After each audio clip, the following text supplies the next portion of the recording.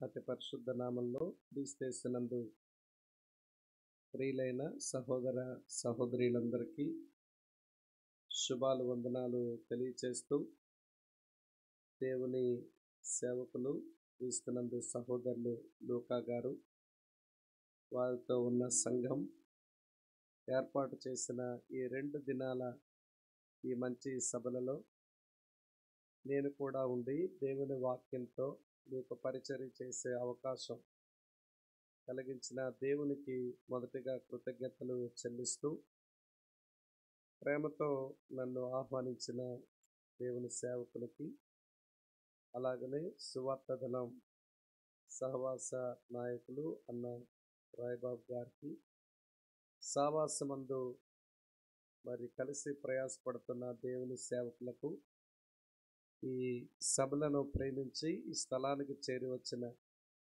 విశ్వాసులైన మీ అందరికి కూడా నేను వందనాలు తెలియచేస్తూ ఉన్నాను.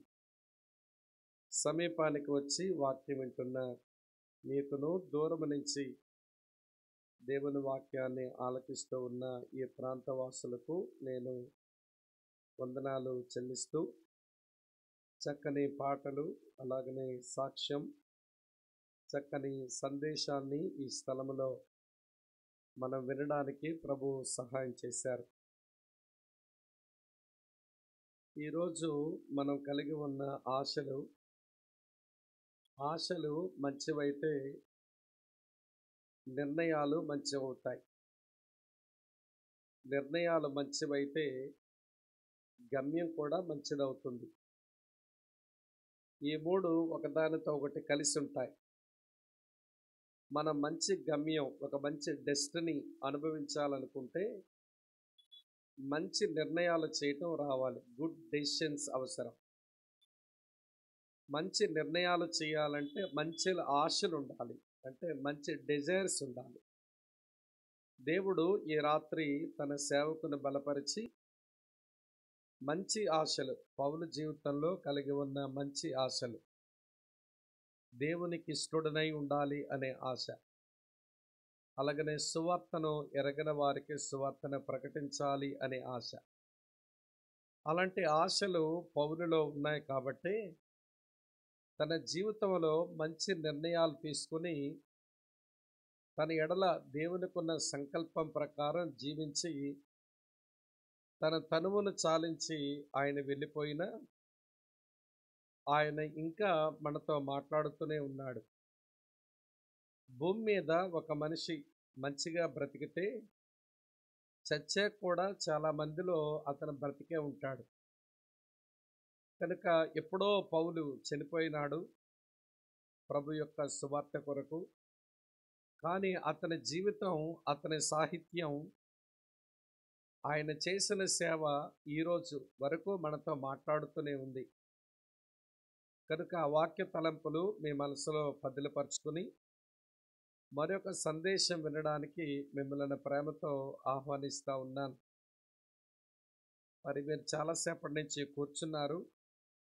మరొక 45 గంట సేపు అయినా, 45 నిమిషాలు లేదా గంట అయినా మీరు కూర్చోవాలి. కాబట్టి కొంచెం శరీరాలు ఇబ్బంది కలుగుతాయి గనక మీరున్న చోట్లోంచి అలా లేచి నిలబడితే నిలబడి దేవుని వాక్యం చదువుకుందాం.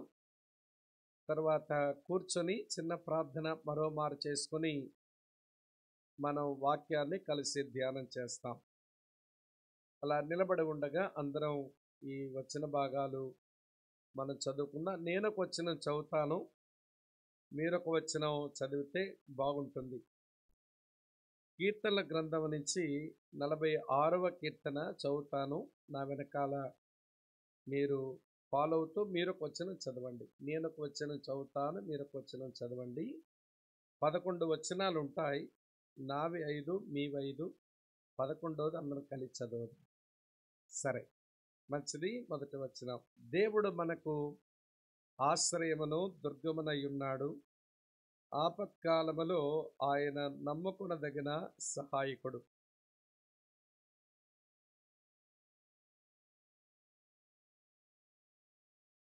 వాటి జలములు ఘోషించుచు నురుగు కట్టినను, ఆ పొంగునకు పర్వతములు కదిలినను మనము భయపడము.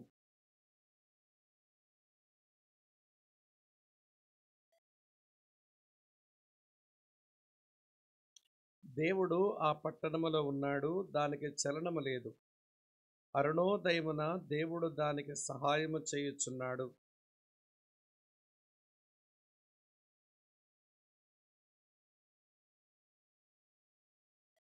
సైన్యములకు అధిపతియగు యెహోవా మనకు తోడై ఉన్నాడు. యాకోబు యొక్క దేవుడు మనకు ఆశ్రయమై ఉన్నాడు.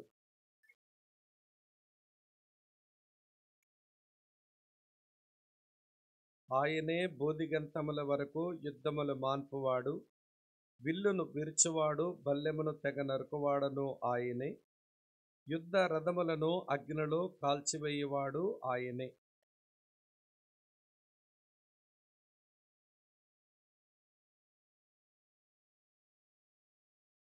11వ వచనం అందరం కలిసి చదువుదాం. సైన్యములకు అధిపతి యెహోవా మనకు తోడై ఉన్నాడు. యాకోబు యొక్క దేవుడు మనకు ఆశ్రయమై ఉన్నాడు. కూర్చునండి, తలలు వంచండి, ప్రార్థన చేసుకుందాం. ప్రేమ కలిగిన మా ప్రియమైన తండ్రి, మా సోదరుడు, మీ సేవకుడు సువార్త దళం నేతృత్వంలో ఈ ప్రాంతాల్లో ప్రయాసపడుతూ ఉండగా ఈ సంవత్సరం ఈ 2 దినాలు ఈ స్థలములో ఈ కూడికలు జరగడం, ఇది మీ అనాది కాల సంకల్పం అని నమ్మి మీకు వందనాలు చెల్లిస్తూ ఉన్నాం. ఈరోజు ఉదయకాల కూడికలో మీ సన్నిధి మాకిచ్చారు.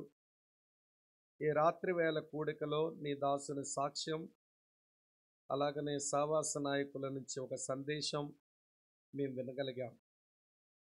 ప్రభువా, మా ఆశలు సరైనవిగా ఉంచుకోవడానికి నీ లేఖనాల వెలుగులో మా ఆశల జీవితం బాగు చేయండి. అన్నిటికీ ప్రాముఖ్యంగా నీకు మా హృదయంలో సంపూర్ణమైన స్థానమిచ్చి నీ పరిపాలన కిందకు మా జీవితాలు తెచ్చుకునే కృప అనుగ్రహించము. మంచి భవిష్యత్తు మాకివ్వండి. అలాగనే నీ సేవకునిగా నీ పక్షంగా మరికొన్ని మాటలు మా ప్రియులకు ఈ రాత్రి నేను అందించబోతూ ఉండగా మా నోటి మాటలు, మా హృదయ ధ్యానాలు మీ దృష్టికి అంగీకారముగా చేయండి. దయగలిగిన నీ ఆత్మ మా పాదములను సమభూమి మీద నిలుపునట్లుగా కటాక్షం చూపండి. నిన్ను, నీ వాక్యాన్ని, పరిశుద్ధుల సావాసాన్ని ప్రేమించి ఈ బిడ్డలు ఇక్కడికి వచ్చారు. నేను నీ సేవకుడను, వీరు నీ ప్రజలు, ఇది నీ వాక్యం. ఇక్కడ మీరున్నారు అని నమ్మి మనసారా స్తుతులు చెల్లిస్తూ, దూరం నుంచి ఎవరైనా నీ మాటలు ఈ ప్రాంతీయులు వింటూ ఉంటే వారిని కూడా కనుకరించి నీ మాటల చేత దీవించమని క్రీస్తేసు నామమందే స్తోత్రాలు చెల్లించి మీకే ప్రార్థిస్తున్నాము తండ్రి. Amen, amen. ప్రభునందు ప్రియ సహోదర సహోదరులారా, మనం కలిసి చదువుకున్న ఈ 11 వచనాలు కలిగిన 46వ కీర్తన ధ్యానించే ముందు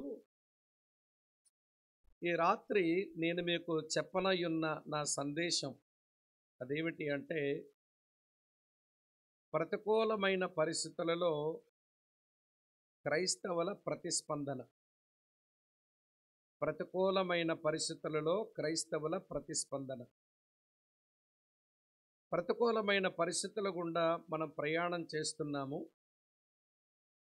ఆ పరిస్థితులలో ఎలాగ మనం ప్రతిస్పందించాలో అది మనకు తెలియవలసిన అవసరత ఉంది. లేకపోతే మన ప్రతిస్పందనలు సరైనవి కాకపోతే, ఈరోజు ఉదయం మందిరంలో చెప్పాను, పెనం మీద కాలిపోతున్నామని ఎగురుతూ ఉంటే చివరికి పొయ్యిలో పడ్డట్టుంటుంది మన జీవితాలు.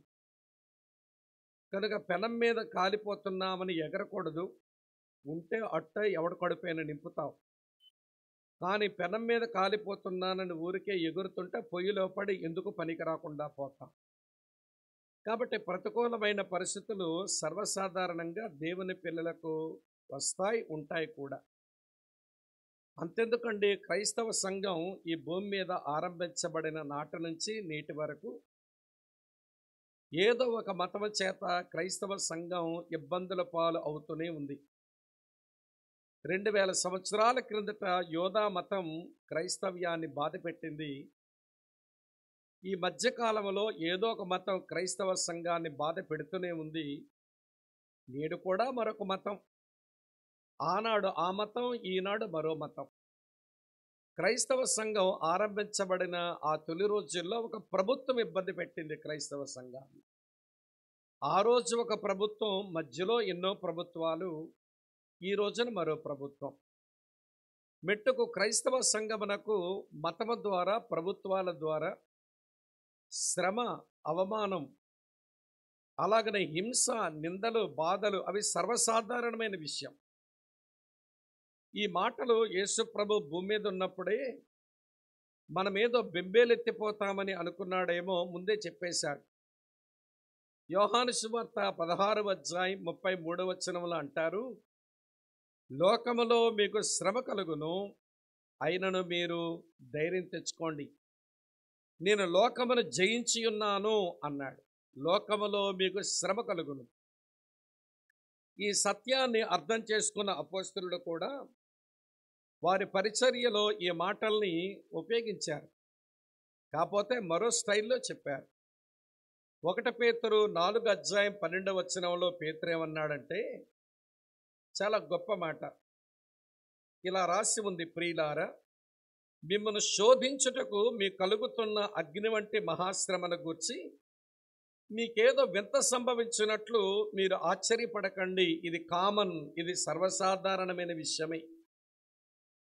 మీకు కలుగుతున్న మహాశ్రమను గూర్చి మీకేదో వింత సంభవించినట్లుగా మీరు పెద్ద ఆశ్చర్యపోకండి, ఇవి సర్వసాధారణమైన విషయం.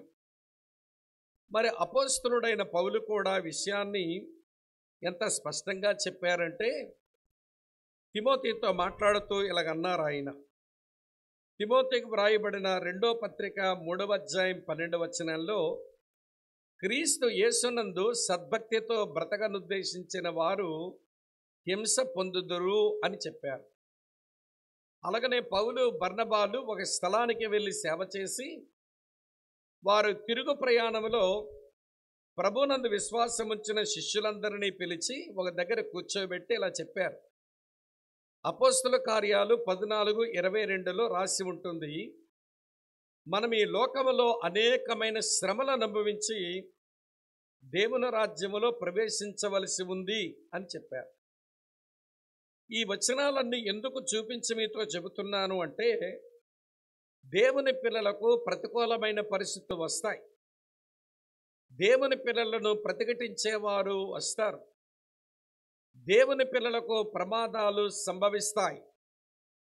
అయితే ప్రతికూలమైన పరిస్థితులు వచ్చినప్పుడు, ప్రతిఘటనలు మనకు ఎదురైనప్పుడు, మనకు ప్రమాదాలు సంభవిస్తున్నప్పుడు క్రైస్తవులుగా మనం ఎలా రియాక్ట్ అవ్వాలి, దేవుని పిల్లలుగా మనం ఎలాగ ప్రతిస్పందన చూపాలో అది ఈ రాత్రి నేను చెప్పే ప్రయత్నం చేస్తాను. ఈ రోజున మన రియాక్షన్స్ సరిగా లేవు, అది వాక్యానుసారంగా లేవు అనిపిస్తుంది. ప్రియులారా, మన ప్రతిస్పందనలు సరిగా లేనంత కాలం మనం ఎక్కువైన కీడే తెచ్చుకుంటాము, కానీ పరిష్కారాల వైపు మనం అడుగులు వేయలేము. అందుకనే ప్రతికూలమైన సమయాలలో క్రైస్తవుల ప్రతిస్పందనలు ఎట్లుండాలి అనే విషయాన్ని ఆలోచించు నిమిత్తం నేను 46వ కీర్తన చదివాను. దాంట్లోంచే నా సందేశం అంతా చెబుతాను. అయితే 46వ కీర్తనకు బైబిల్ గ్రంథంలో ఒక 3 పుస్తకాలలో దీని నేపథ్యం ఉంది, దీని బ్యాక్గ్రౌండ్ ఉంది. 46వ కీర్తన అర్థం కావాలి అంటే రాజులు 2వ గ్రంథం 18, 19 అధ్యాయాలు తెలియాలి. అదేం చదవం, ఇప్పుడు నోట్ చేసుకోండి, తర్వాత చదువుకుందురు కానీ. అలాగే 46వ కీర్తన మనకు అర్థం కావాలి అని అంటే దినవృత్తాంతాలు 2వ గ్రంథం 32వ అధ్యాయం మనకు అర్థం కావాలి. అలాగనే 46వ కీర్తన మనకు అర్థం కావాలి అని అంటే యెషయా గ్రంథం 36వ అధ్యాయం 37వ అధ్యాయం మనకు అర్థం కావాలి. ఈ 3 వాక్య భాగాలు కూడా 3 పుస్తకాలు ఉన్నవి.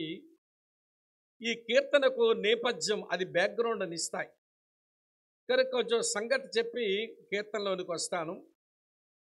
ప్రియులారా, యూదుల రాజైన హిజ్కియా యూదులను పాలిస్తున్నటువంటి రోజులలో అష్షూరు రాజైనటువంటి సెనహరీబు ఆ దేశం మీదకు దండెత్తి వచ్చాడు. ఎలా దండెత్తినాడంటే యెరూషలేము చుట్టుముట్టేశాడు. ఆ పైనుంచి యూదులకు వినబడేలాగా ఒక సందేశం పంపించాడు. ఆయనకు యోధా భాష రాదు గనక అతని సేనాధిపతి అయిన రబ్షాకే ద్వారా ఒక సందేశం పంపిస్తున్నాడు. రబ్షాకే ఇలా అరుస్తున్నాడు, యోధావారులారా, మీరు మాకు లొంగిపోండి. మీ రాజైన హిజ్కియా చెప్పిన మాటలను బట్టి మోసపోకండి. మనకు దేవుడున్నాడు, మనకేదో కార్యం చేస్తాడని మీ రాజు కొన్ని అబద్ధపు మాటలు చెప్పి మిమ్మల్ని మాయ చేస్తున్నాడు. అసలు మా చేతిలోంచి మేము విడిపించగలిగిన వాడెవడూ లేడు. మీరు తాగడానికి నీళ్లు కావాలా? మీరు బయటకు వచ్చి మీరు తవ్వుకున్న బావుల దగ్గరకు వస్తే మాకు చిక్కిపోతారు. అక్కడ మా సైన్యం మోహరించి ఉంది. మీరు ఆహారం కొరకు మీ ద్రాక్ష తోటలకు వస్తారా? మీ ద్రాక్ష తోటలే అక్కడ మా సైన్యాన్ని పెట్టి కూర్చున్నాం మేము. మీ భోజనం కొరకు అంజూరపు తోటకు వచ్చి అంజూరపు కాయలు పళ్ళు తిందామనుకుంటున్నారా? అక్కడ కూడా మా సైన్యం వచ్చి మోహరించి ఉంది. మీకు త్రాగడానికి నీళ్లు లేవు, తినడానికి కూడా తిండి లేదు. ఇప్పుడు మీ రాజేమో మనకు దేవుడున్నాడు, ఏదో చేస్తాడు అని చెప్తున్నాడే. మీ రాజైన హిజ్కియా మాటలతో మీరు మోసపోకండి. మా చేతుల్లోంచి మిమ్మల్ని విడిపించగలిగిన వాడు ఎవడూ లేడు. కాబట్టి మాకు లొంగిపోండి, మాకు చిక్కిపోండి అని వాడు రంకెలు వేస్తూ ఉన్నాడు. రాజైన హిజ్కియాకు ఏమి చేయాలో అర్థం కావడం లేదు. దేవుని ప్రజలు చాలా బెంబేలెత్తిపోయే సమయం వచ్చింది. అయితే మందిరంలో దేవుని సేవకుడైన యెషయా ఉన్నాడు. బాబు, యెషయా గారి కబురంపండి, దైవజనుడు ప్రార్థన చేసి ఏం చేయాలో చెబుతాడు అని యెషయాకు కబురంపితే యెషయా ప్రార్థన చేసి దేవుని సందులో కనిపెట్టిన తర్వాత ఒక సందేశమే పంపించాడు. చాలా పెద్ద సందేశం అది. అంతా నేను ఇప్పుడు చెప్పలేను, కానీ ఒక మాట చెప్తాను. రాజులు 2వ గ్రంథం 19వ అధ్యాయం 30వ వచనంలో ఉంటుంది. దైవజనుడు ఇచ్చిన సందేశం ఏమిటి అంటే, యోధా వంశములో మిగిలిన శేషం మీరు క్రిందికి వేరు తన్నుతారు, మీదికెరిగి ఫలిస్తారు అన్నాడు దేవుడు. Take root downward, bear fruit upward. మీరు క్రిందికి వేరు తన్నుతారు, మీరు మీదికెదిగి ఫలిస్తారు అన్నాడు. ఆ మాట యొక్క తాత్పర్యం ఏంటనంటే, సెనహరీబు అలాగనే అష్షూరు సైన్యం మా చేతుల్లోంచి ఎవడో మిమ్మల్ని కాపాడలేడని అరుస్తుంటే, దేవుడేమో మీరు నాశనం కారు, మీరు క్రిందికి వేరు తన్నుతారు, మీరు మీదికెదిగి ఫలిస్తారు అని దేవుని యొద్ద నుంచి సందేశం వచ్చింది. ఆ సందేశం ఎప్పుడైతే వచ్చిందో, చుట్టూ శత్రువులు ఉన్నటువంటి ఆ సమయంలోనే వారు చాలా ప్రతికూలమైన పరిస్థితులు ఉన్నారు. వారు ప్రతిఘటించబడుతున్నారు, వారు ప్రమాదంలో ఉన్నారు. కానీ వారు ఎలాగ ప్రతిస్పందించారో అది చాలా ప్రాముఖ్యం. ఇందాక రాయ్బాబు అని చెప్పినట్లుగా దేవుని పిల్లలమైన మనం, క్రైస్తవ సంఘం ఈ రోజున చాలా ప్రతికూలమైన పరిస్థితుల మధ్య ఉంది. ప్రతిఘటించబడుతున్నాం, కొన్ని ప్రమాదాలు చవి చూడవలసి వస్తుంది. ఇలాంటి సమయాల్లో ఎలా రియాక్ట్ అవ్వాలో మనం తెలుసుకోవలసిన ఆవశ్యకత ఉంది. ఎలాగ ప్రతిస్పందించాలో తెలియక మనం ప్రతిస్పందించకూడని విధానంలో ప్రతిస్పందిస్తే మరి అధికమైన సమస్యలకు కారణమవుతాం. మన పిల్లలు మన వెనుక వస్తున్న అనేక తరాలు ఇక ఈ దేశంలో భక్తి చేయటమే కష్టమయ్యేలాంటి వాతావరణం మనం తయారు చేస్తాం. కనుక సరిగా ప్రతిస్పందించడం మన చేతనైతే మన పిల్లలు ప్రభు కొరకు బ్రతుకుతారు. ఈరోజు ఉదయం సందేశం అయిపోయిన తర్వాత దేవుని దాసులు నా పక్కన కూర్చొని అంటున్నారు, అన్నా ఇంకెవరో యవనస్తులు దేవుని సేవకు వచ్చేలా కనబడడం లేదు, భయపడిపోతున్నారు. మన పిల్లలు భవిష్యత్తు కాలంలో ఎలా భక్తి చేస్తారో భయమేస్తూ ఉంది అని చెప్పారు. నిజమే, అది ముమ్మాటికే నిజమే. మనకు ఎదురవుతున్న ప్రతికూలమైన పరిస్థితులు, మనకి ఎదురొస్తున్న ప్రతిఘటనలు, మనకు సంభవిస్తున్నటువంటి ప్రమాదాలు ఇవి ఉంటాయని ప్రభువే చెప్పినారు. మరి దానికి ఎలా ప్రతిస్పందించాలో అది మనకు తెలియక మనం పెనం మీద కాలిపోతున్నామని తెగెగిరిపోతున్నాం, ఇక మిగిలేది పొయ్యిలో పడి కాలిపోవడం అయిపోద్ది. కనుక సరిగా రియాక్ట్ అవ్వడం నేర్చుకోవాలి. ఇప్పుడు హిజ్కియా యూదుల పరిస్థితి అట్లనే ఉంది. ఎంత భయంకరమైన పరిస్థితి అంటే, తాగడానికి నీళ్లు లేక, తినడానికి తిండి లేక, చుట్టూ శత్రువులు అలుముకున్నారు. దిక్కుతోచని పరిస్థితుల్లో ఉండగా వారు ఎలాగ ప్రతిస్పందించినారో ఈ రోజున దేవుని పిల్లలు ఎలా ప్రతిస్పందించాలి? అది వ్యక్తిగతంగా, కుటుంబ పరంగా, సంఘాలుగా ఈ ప్రతికూలతలు యేసు నమ్మినోళ్ళకు వస్తాయి, నమ్మనోళ్ళకు వస్తాయి. ప్రతిఘటనలు యేసు నమ్మినోళ్ళకు వస్తాయి, నమ్మనోళ్ళకు వస్తాయి. ప్రమాదాలు యేసు నమ్మనోళ్ళకు వస్తాయి, నమ్మనోళ్ళకు వస్తాయి. కానీ ఎలాగ ప్రతిస్పందించాలో అది మనం తెలుసుకోవటం అది చాలా ప్రాముఖ్యం. కనుక 46వ కీర్తనంతా చదివితే వారి ప్రతిస్పందనలు ఇలా కనబడతాయి.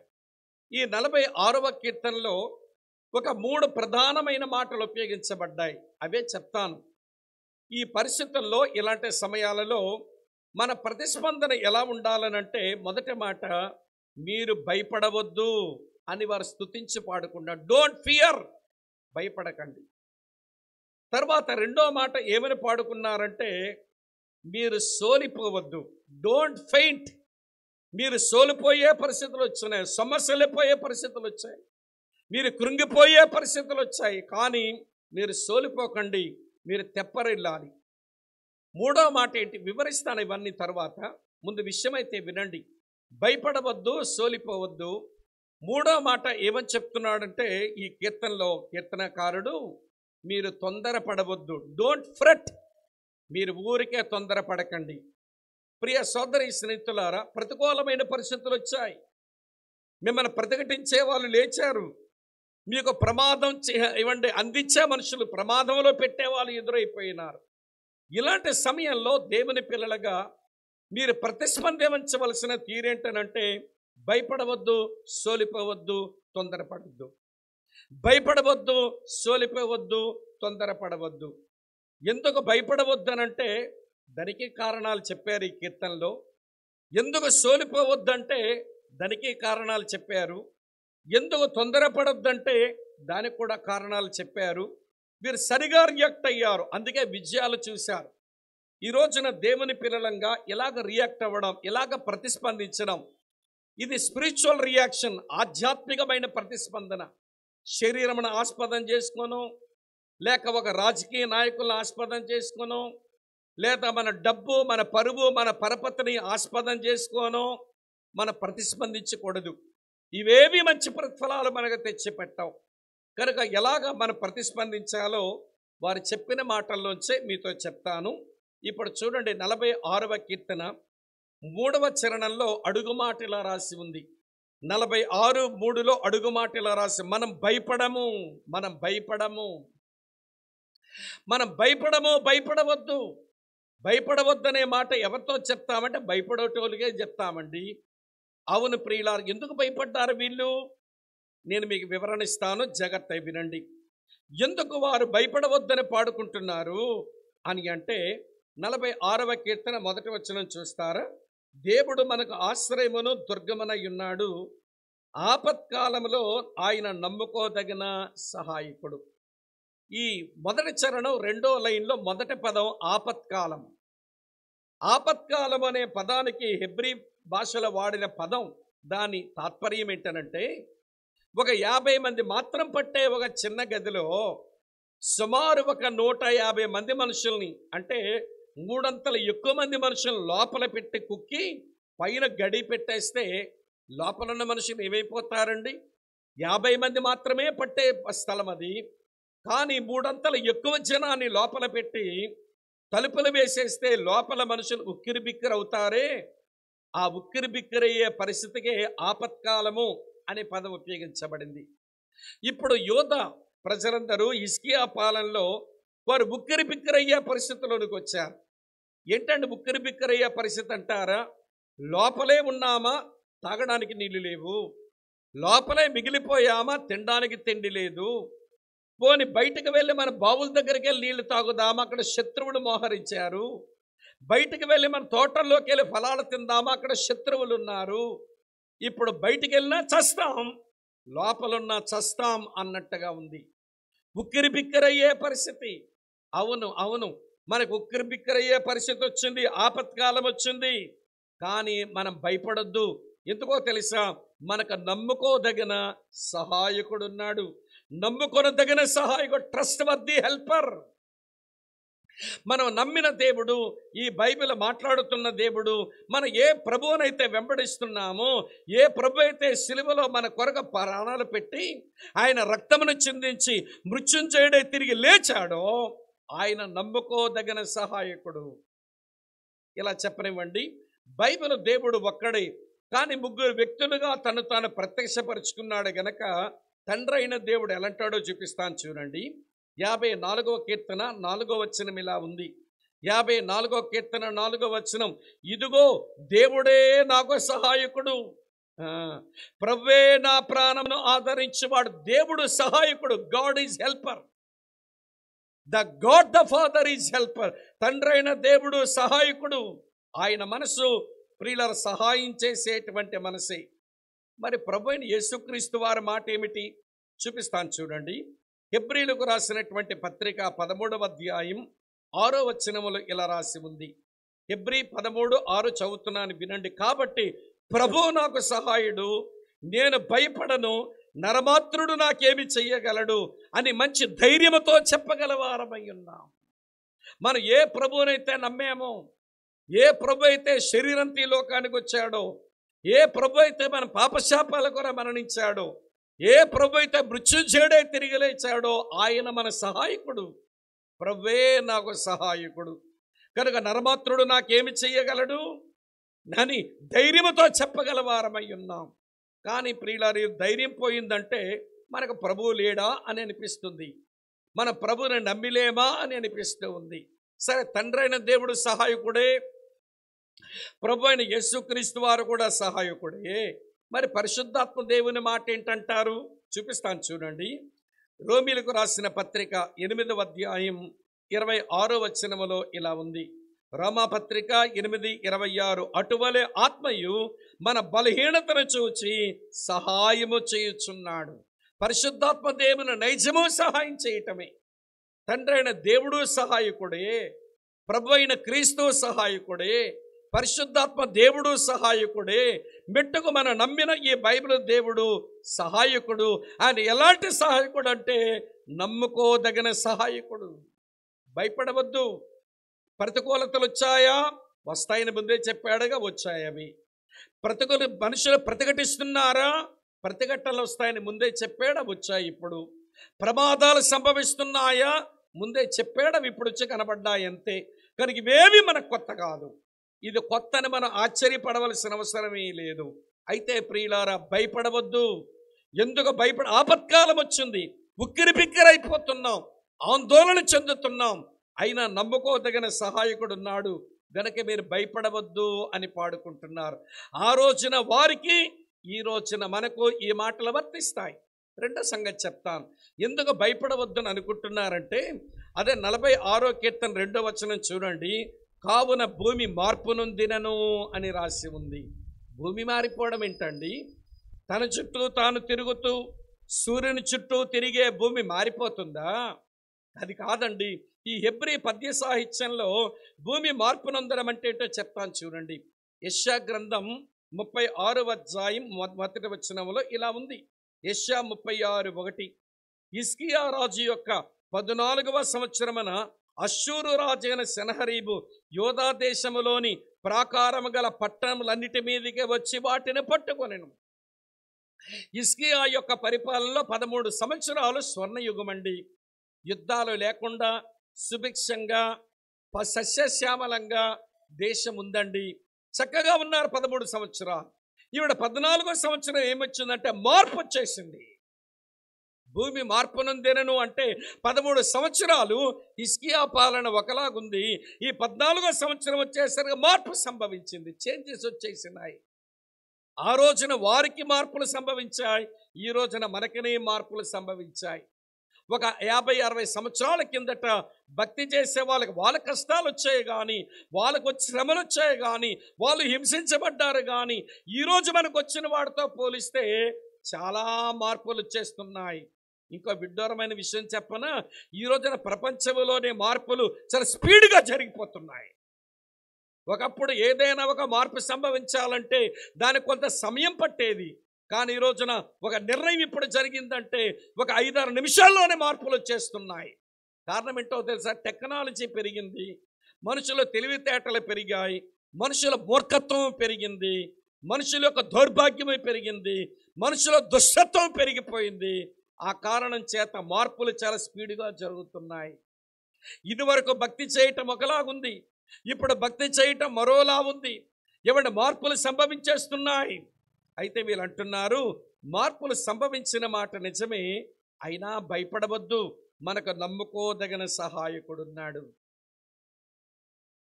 ఆపత్కాలం వచ్చింది, ఉక్కిరి బిక్కిరైపోతున్నాం, భయపడకండి, నమ్ముకోదగిన సహాయకుడున్నాడు. మార్పులు సంభవిస్తున్నాయి, అది కూడా నిజమే, కానీ భయపడవద్దు, మనకు నమ్ముకోదగిన సహాయకుడున్నాడు. ఇంకా చెప్తాను వినండి. ఎందుకు భయపడొద్దని చెప్పుకున్నారు వీళ్ళంటే, భయపడవద్దని ఎందుకు చెప్పుకున్నారంటే, అదే 46వ కీర్తన 2వ వచనంలో, నడి సముద్రములలో పర్వతములు మునిగినను అన్నాడు. నడి సముద్రములో పర్వతాలు మునిగిపోవటం ఏమిటండి? ఈ హెబ్రీ పద్య సాహిత్యంలో నడి సముద్రం అంటే ఏమి దీని అర్థం? పర్వతాలంటే ఈ పాడిన వాళ్ళ మనసులో ఏముంది? నేను మీకు చూపిస్తాను చూడండి. నడి సముద్రం అంటే ఏంటో చదువుతున్నాను. యెషయా గ్రంథం చదువుతున్నాను చూడండి ప్రియులారా. 57వ అధ్యాయం 20వ వచనం. యెషయా 57:20. భక్తిహీనులు కదులుచున్న సముద్రం వంటి వారు, అది నిమ్మలింపనేరదు, దాని జలములు బురదను మైలును పైకి వేయను. దేవుని వాక్యం వినండి ప్రియులారా, భక్తిహీనులు సముద్రముతో పోల్చింది. వారు బురదను మైలును పైకి వేసేటువంటి వాళ్ళట భక్తిహీనులు. మరి పర్వతాలంటే ఏమిటండి? చూపిస్తాను చూడండి ప్రియులారా. 125వ కీర్తన 2వ వచనంలో 125:2లో చూడండి. యెరూషలేము చుట్టూ పర్వతాలు ఉన్నట్టు యెహోవా ఇది మొదలుకొని నిత్యము తన ప్రజల చుట్టూ ఉండెను. వినండి చెప్తాను. యెరూషలేము చుట్టూ ఉన్న పర్వతాలు యెరూషలేముకు భద్రతనిచ్చేవి. మరి పర్వతాలన్నీ సముద్రంతో నిండిపోయినాయి అంటే భక్తిహీనులైన అశ్షూరీయులతో నిండిపోయినాయి. భక్తిహీనులైన అశ్షూరీయులతో నిండిపోయినాయి. నడి సముద్రములో పర్వతములు మునిగినంటే దేవుని ప్రజలకు భద్రతనిచ్చే ఆ పర్వతాలన్నీ భక్తిహీనులతో నిండిపోయినాయి. ఇప్పుడు దేవుని ప్రజలకు ఏమొచ్చిందంటే ఇన్సెక్యూరిటీ వచ్చింది, భద్రత లేదు. ఏ పర్వతాలైతే భద్రతనిస్తాయని అనుకున్నామో ఆ పర్వతాలే భక్తిహీనులతో నిండిపోయినాయి. ప్రజెంట్ క్రిస్టియన్ సినారియో ఇలాగే ఉంది. ఏ ప్రభుత్వాలైతే మా భద్రతనిస్తాయని అనుకుంటున్నామో, ఏ పోలీస్ శాఖ వారైతే భద్రతనిస్తారని అనుకుంటున్నామో, ఈనాటి క్రైస్తవుల భద్రత లేదా అనేటువంటి అభద్రతా భావంతో బ్రతుకుతున్నారు. సేవకులైనా విశ్వాసులైనా. ఎవరి దగ్గరికి వెళ్తాం? ఎవరు మనకు ప్రొటెక్షన్ ఇస్తారు? ఎవరు భద్రపరుస్తారు? అరే, ఎవరినైతే నమ్ముకున్నామో వినండి ప్రియులారా, వారి మీద పెట్టుకున్న మన నమ్మకాలు ఒమ్మైపోతున్నాయి. అభద్రతా భావంలోకి వెళ్తున్నాం. పరిస్థితులు, ప్రతిఘటనలు, ప్రమాదాలు అభద్రతా భావంలోకి నెట్టేస్తున్నాయి.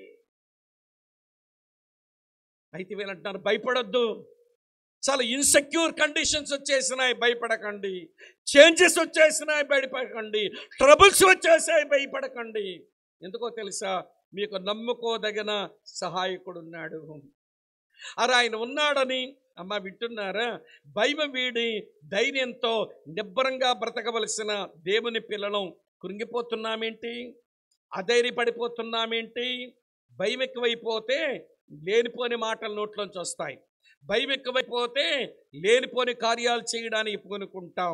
ప్రభువుని బట్టి ధైర్యంగా ఉంటే దాని తీరే వేరుగా ఉంటుంది. చుట్టూ శత్రువులే ముట్టడించారు.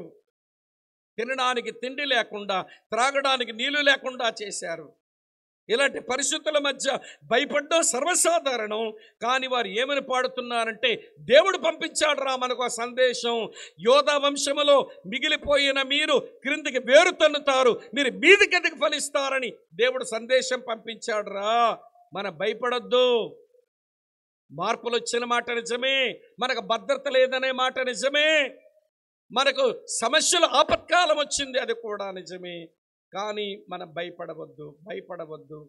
ఈ రోజున క్రిస్టియన్ రియాక్షన్ ఇలాంటి పరిస్థితుల్లో దేవుని బట్టి ధైర్యం తెచ్చుకోవాలి. మనం ఎవరు స్వతహాగా ధైర్యవంతులం కాదు, ధైర్యం దేవుని బట్టి తెచ్చుకోవాలి. అపోస్తలుడైన పౌలు, శీలా, తిమోతి వారు ఫిలిప్పీ పట్టణానికి సేవకు వెళ్ళారు.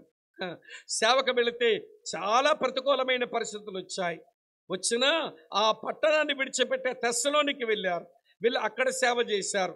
సేవ చేసినప్పుడు ఎలా సేవ చేశారో పౌలు తన నోరారా చెప్పిన మాట, రాయబడిన మాట, వారికి ఎలాగ ధైర్యం వచ్చిందో ఆయన చెప్పిన మాటే చదువుతాను, చూడండి, ఉపయోగపడుతుంది.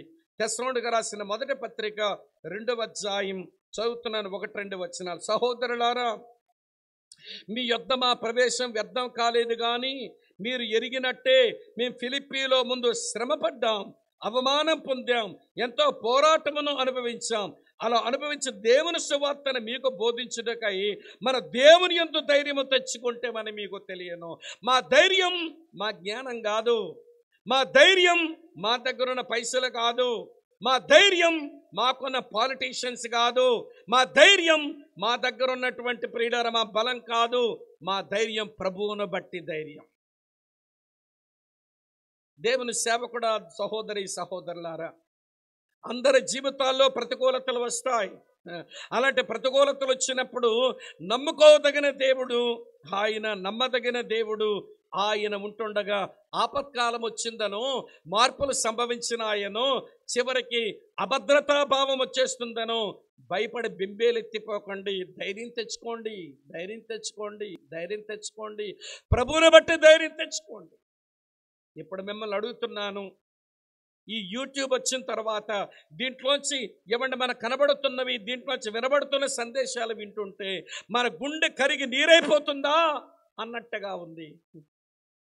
మా ప్రాంతాల్లో కొంతమంది దేవుని సేవకులన్నా కొద్ది గొప్ప పేరు పలుకుబడి కలిగిన వాళ్ళు సేవకులకి ఇలా జరుగుతుంటే మేమేదో ఏమండి కొండల్లోనూ గ్రామాల్లో తిరిగి సేవ చేసుకునే వాళ్ళం, మాకేదైనా జరిగితే ఏమైపోతామో, మేము ఈ దేశంలో భక్తి చేసుకోలేమా, మేము ఎవడైనా దొంగిలించామా, మేము ఎవడైనా కొట్టామా, ఎవడైనా పీక నరికామా, సమాజానికి ఏమైనా హాని కలిగించామా, మా భక్తినే చేసుకుంటే ఇంత భయపడుతుందేంటి సమాజం? మా గుండెలు కరిగిపోతున్నాయి, మా ధైర్యం అంతా ఊడిపోతుంది అని ఏడుస్తున్నారు. అక్క, చెల్లి, తమ్ముడని వినండి, ఆ పరిస్థితులే మనకున్నాయి. అవును, ఆపత్కాలములున్నాము, మారిపోతున్న పరిస్థితుల మధ్య ఉన్నాము, అలాగనే అభద్రతా భావంతో బ్రతుకుతున్నాము.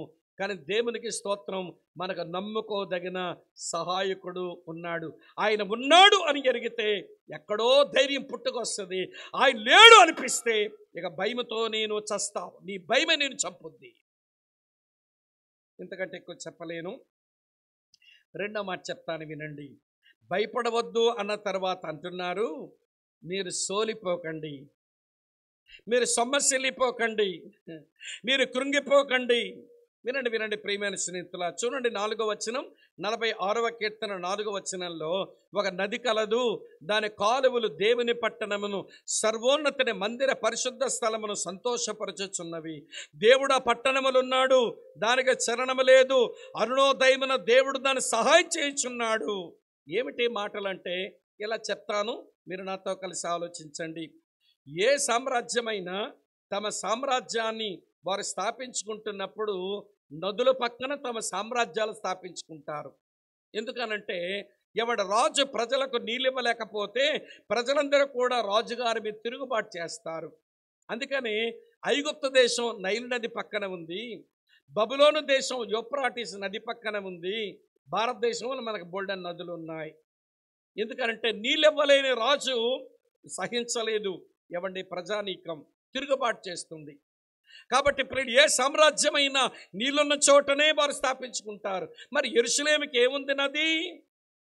ఆ పైన ఎక్కడో యోర్దాను నది ఉంది, కానీ యెరూషలేం పట్టణం చుట్టూ వీళ్ళకేమి నది లేదు. వీళ్ళు తవ్వుకున్న బావుల్లోంచే నీళ్లు తెచ్చుకొని తాగాలి. ఇప్పుడు నీళ్లు లేవు, సోలిపోయే పరిస్థితి వచ్చింది, సొమ్మసిల్లిపోయే పరిస్థితి వచ్చింది.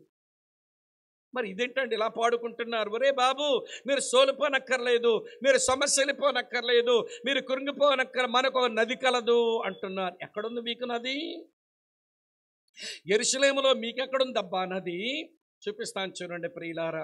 దినవృత్తాంతాలు 2వ గ్రంథం 32వ అధ్యాయం 33వ వచనం చదువుతాను. దినవృత్తాంతాలు 2వ గ్రంథం 32వ అధ్యాయం 30వ వచనం చూడండి. ఇలా రాసి ఉంది 32:30. ఈ హిజ్కియా గీహోను కాలువకు ఎగువన కట్టవేయించి దావీదు పట్టణపు పడమట వైపునకు దాన్ని తెప్పించెను. హిజ్కియా తాను పూనుకున్న సర్వ ప్రయత్నముల యందు అతడు వృద్ధి పొందెను. ప్రియులారా వినండి, శత్రువులకు తెలియదు, కానీ మన మధ్యలోనికి ఒక రిజర్వాయర్ వచ్చింది. దాని కాలువలు వేయబడ్డాయి. అది గీహోను కాలువ ఎగువన కట్టవేసి రాజు ఈ ప్రయత్నాన్ని పూనుకున్నాడు కనుక ప్రియమైన మనకు నది ఉంది, మీరు భయపడకండి. దాన్ని నీళ్లు తాగి మనం తెప్పరిల్లుదాం. ఒకవేళ మన బావుల దగ్గర రానివ్వకపోతే మీరు సోలిపోవలసిన పరిస్థితి లేదు. కనుక నది ఉంది. ఈరోజు అదే మాట మీతో చెప్తాను, వినండి. మనకు కూడా సోలిపోవలసిన అవసరం లేదు. మనకు ఒక నది ఉంది. ఎక్కడుంది మన నది? ప్రియులారా, యేసు ప్రభువు చెప్పినారండి మన నదిని గూర్చి. యోహాను సువార్త 7వ అధ్యాయం 37-38 వచనాలలో యేసు ప్రభువు చెప్పారు, అవును, నీ సంసార జీవితంలో అలసిపోయావు, సోలిపోయావు. నీ భక్తి జీవితంలో నువ్వు చాలా అలసిపోయావు, సొమ్మసిల్లిపోతున్నావు, నువ్వు సోలిపోతున్నావు. నీకు నది ఉంది, సోలిపోనక్కర్లా. ఆ నది నీళ్లు తాగు. చదువుతాను చూడండి. యోహాను సువార్త 7వ అధ్యాయం 37-38 వచనాలు ఇలా రాసి ఉంది. ఆ పండుగలో మహాదినమైన అంచెదినమన యేసు నిలిచి, ఎవడైనను దప్పిగొన్న ఎడల నా యొద్దకు వచ్చి దప్పి తెచ్చుకొనవలెను. నా యందు విశ్వాసముంచువాడు ఎవడో లేఖనము చెప్పినట్టు వాని కడుపులో నుండి జీవజలనదులు పోరునని బిగ్గరగా చెప్పాను. తన యందు విశ్వాసముంచువారు పొందబో ఆత్మను గూర్చి ఆయన ఈ మాట చెప్పాడంట. ఏమిటా నదంటే? వినండి, ఎక్కడుంది నదంటే మనలోనే ఉందంట నడి. నువ్వు యేసు ప్రభువు నమ్మిన మాట నిజమైతే, నీ పాపాల విషయమే పశ్చాత్తాపడిన మాట నిజమైతే, సిలువ యందు 2000 సంవత్సరాల కిందట ఆ కలువెర కొండ మీద యేసునాథుడు చేసిన ఆ సిలువ బలియాగం నీకు అర్థమై నీ పాపాల విషయమై పశ్చాత్తాపడిన మాట నిజమైతే, నీ కడుపులోనికే వచ్చింది ఊరెడి నీటి బొగ్గ, అది జీవజల నది. ప్రకటన గ్రంథం 22వ అధ్యాయం 1వ వచనంలో ఉంటుంది. ప్రకటన 22 మొదటి 2 వచనాలు ఉంటుంది. దేవుని సింహాసనము నుండి, గొర్రెపిల్ల సింహాసనము నుండి ఆ కింద నుంచి ప్రవహిస్తుందంట ఈ నది. దేవుని యొక్కయు గొర్రెపిల్ల యొక్కయు సింహాసనముల కింద నుంచి ప్రవహించినది. విశ్వాసముంచిన నిజదేవుడు, పాపుల రక్షకుడు, మనుషుల జీవితాలకు మేలు చేసేవాడైన యేసునందు విశ్వాసముంచిన వారు కడుపులోనికి ఆ జీవజల నది వస్తుందంట. ఆ జీవజల నది వచ్చిందనుకోండి, మీ దప్పికలన్నీ తీరుతాయి, సోలిపోనక్కర్లా, మీరు కృంగిపోవలసిన అవసరంలా. అయితే సమస్య అంతా ఎక్కడుందనంటే, ఆ జీవజల నది మనలోనికి వచ్చింది, దాన్ని గురవలటం, దాన్ని త్రాగటమే మనకు చేత కావడం లేదు. మీకు చెప్పనా, ఈ జీవజల నది, ఈ పరిశుద్ధాత్మదేవుని అనుభవించడం జరిగితే మన దప్పికలు ఏమేమి దప్పికలు తీరుతాయో చూపిస్తాను చూడండి. రోమీలకు రాసిన పత్రిక 5వ అధ్యాయం 8వ వచనం. రోమా పత్రిక 5వ అధ్యాయం 8వ వచనం చూడండి. ఏం రాసిందంటే, రోమా 5 క్షమించిన ముందు 5వ వచనం చదువుతాను. రోమా 5:5 చదువుతాను చూడండి. ఎందుకనగా ఈ నిరీక్షణ మనను సిగ్గుపరచదు, మనకు అనుగ్రహింపబడిన పరిశుద్ధాత్మ ద్వారా దేవుని ప్రేమ మన హృదయంలో కుమ్మరించబడింది. ఏమిటండి మనిషికి దప్పికంటే? తాను ప్రేమించబడాలని దప్పికుంటుంది. మనిషికున్న దప్పిక ఏమిటంటే, తన ప్రేమను ఎవరో పొందేవాళ్ళు ఉండాలని దప్పికుంటుంది. నేను ప్రేమించేవాడు ఎవడు లేకపోయినా, నీ ప్రేమను అందుకునేవారు ఎవరు లేకపోయినా నువ్వు చాలా దప్పికతో బ్రతుకుతావు. నన్ను ప్రేమించినోడు ఎవడూ లేడు, నా ప్రేమను పొందుకునేవాడు లేడు. నువ్వు అలాంటి ఏకాకమైతే ఎట్లా బ్రతుకుతావో చెప్పనా? ఒంటి మీద గుడ్డ మొక్కలు ఉన్నాయో లేదో తెలియకుండా స్నానం మానేసి నీ క్రాఫ్ ఎలాగుందో తెలుసుకోకుండా పిచ్చి పట్టినోడిపై రోడ్ల మీద తిరుగుతావు. ఎందుకంటే మనుషుడు సాంఘిక జీవి. మనుషుడు ప్రేమించబడాలా, మనుషుడు తన ప్రేమను ఇతరులకు అందించగలగాల. తన ప్రేమను పొందే వాళ్ళు ఎవరు లేకపోయినా, తను ప్రేమించే వాళ్ళు ఎవరు లేకపోయినా పిచ్చి పడతాడండి మనిషికి. ఇది ప్రేమ దప్పిక, ఇది ప్రేమ దాహం. వినండి వినండి, ఏ రోజునైతే పరిశుద్ధాత్ముడు లోపలికి వచ్చినాడో దేవుని ప్రేమను లోపల కుమ్మరించగా నువ్వు దేవుని చేత ప్రేమించబడిన వాడవై, నువ్వు సాటి మనిషిని ప్రేమించేవాడివై నీ ప్రేమ దప్పిక తీరిపోతుందన్నమాట, నీ ప్రేమ దాహం తీరుతుందన్నమాట. ఇంకో విషయం చెప్తాను వినండి, ప్రేమే కాదండి మనిషి దప్పిక, ఆ ప్రేమే కాదండి మనిషి దప్పిక. రోమాపత్రిక 8:6 చదువుతాను చూడండి. రోమాపత్రిక 8:6 ఇలా రాసి ఉంది, ఆత్మానుసారమైన మనస్సు జీవమును సమాధానమును అయ్యున్నది. ఆత్మానుసారమైన అంటే ఆత్మ కలిగిన వాని యొక్క మనసులో సమాధానం వస్తుందంట. సమాధానపు దాహం, సమాధానం కావాలి. ఒక మనిషి దేవునితో సమాధానం లేకపోయినా, ఒక మనిషికి సాటి మనిషితో సమాధానం లేకపోయినా, ఒక మనిషిగా అంతరంగంలో సమాధానం లేకపోయినా వాడు ప్రశాంతంగా జీవించలేడు. ఇందాక రాయిబాబాని ఎన్ని ఉదాహరణలు చెప్పినారో. చదువులు పెద్దవే, ఉద్యోగాలు పెద్దవే, పిల్లలు పెద్ద, ఎవడు సంపాదించుకుంటున్న వారి విదేశాల్లో. కానీ ఏమిటండి నా ఏడుపంటే నెమ్మది లేదండి, నెమ్మది లేదండి, సమాధానం లేదండి. ప్రియులారా, ఈ రోజున మనుషులు ఏమండి ఒంటరిగా ఉండి ఆలోచిస్తే అసమాధానం వాళ్ళకే తెలుస్తుంది. 10 మంది మధ్యలోకి వచ్చినప్పుడు 16 పళ్ళు చూపించి వెక్కిలించి నవ్వుతున్నాడు దొంపముఖముడు. కానీ వాడు ఒంటరిగా ఉంటే వాడు తలగడ తగులుకుంటే ఆ తలగడ మీద కారుతున్నాయి ఒక్కొక్క చుక్క కన్నీరు. 10 మంది మధ్యలో పగలబడి నవ్వుతున్నాడు, జోకులేస్తున్నాడు. ఒంటరిగా అతని ఇంట్లో పడుకున్నప్పుడు తన తల వెళ్ళి తలగడ మీద వాలగానే ఆ కళ్ళల్లోంచి నీరు కారుతుంది. ఏమిటి నా జీవితం? అసమాధానం, నెమ్మది లేదు.